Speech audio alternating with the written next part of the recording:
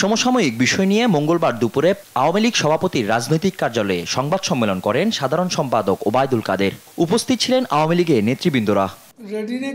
এই সময় উঠে আসে সাবেক আইজিপি বেনজির আহমেদ ও সাবেক সেনাপ্রধান জেনারেল আজিজ আহমেদ প্রসঙ্গ। ওবায়দুল কাদের জানান, দুর্নীতির ব্যাপারে জিরো টলারেন্স শেখ হাসিনা সরকারের।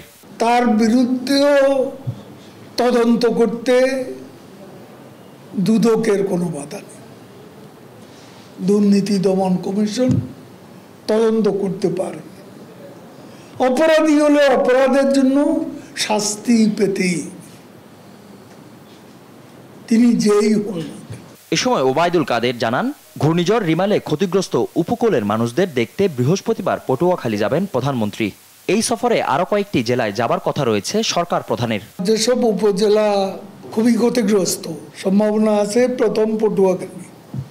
প্রথম দিন হয়েছে ক্লাইমেট চেঞ্জের কারণে এখন জলোচ্ছ্বাসের মাত্রাও বাড়ছে, ঝড়ের গতিও বাড়ছে, প্রচণ্ডতাও বাড়ছে। এই কথা সত্য।